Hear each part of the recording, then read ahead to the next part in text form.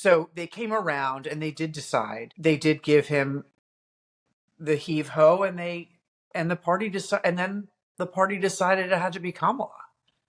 The party decided that she couldn't be bypassed. So, yes, right now the Democratic Party obviously looks like it's more functioning than it's been in a while, but they did decide against Bernie in 2020, and they did decide against Bernie in 2016. So it's, I think that you and I have had many conversations about the weakening of the parties, and they've really fallen apart because they have no leverage because they don't control the money. And that's a big change. And that hasn't snapped back. Having been through whatever we've been through since Sunday afternoon, I do see why they made the calculation that in 16 remaining weeks, in a moment of real heat and potential further division within the coalition, they just had to do this. And what surprised me was the response. So I did not know that she would reach young voters. I did not know that she would energize Black voters the way that we saw yesterday. So I don't think anybody knew that. I don't know if this country will elect a non-white woman. I have watched focus groups that Sarah Longwell has done recently since the debate, where we have seen non-white women in the focus groups say the country is not going to elect a non-white woman president. So that's a risk.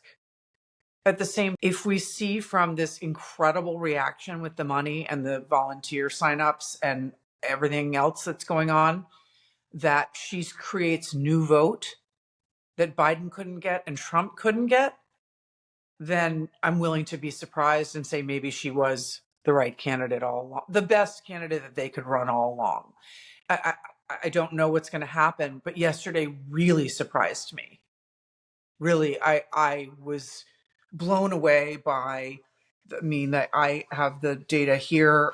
She's raised nearly $250 million all told, 1.1 million unique donors, 62% of them new.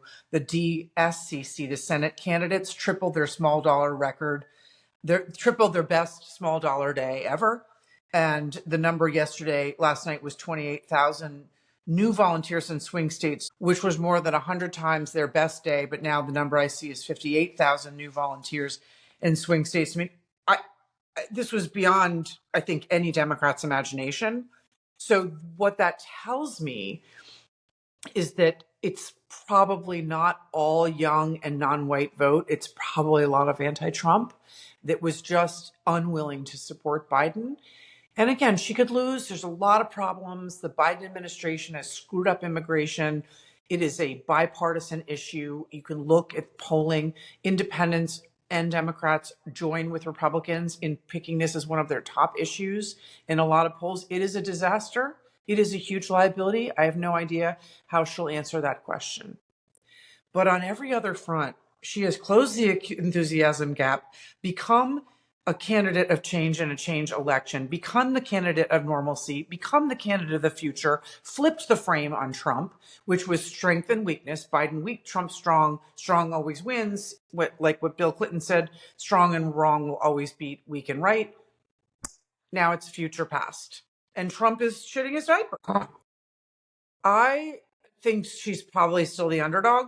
Again, I don't think she's going to change the minds of men who will never vote for a woman or a Democratic woman. But the unknown now is creating the new vote, right?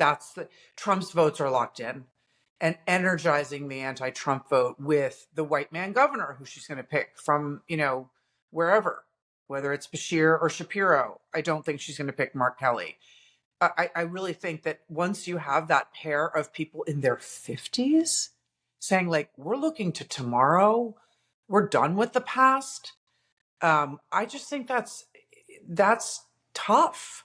The other thing that's interesting about the opinion of her is I got to bring up Sarah's focus groups again because it's fascinating. People's instant response is like, I don't like her. But then they go like, but I don't really know like what she's done. So she definitely has some opportunity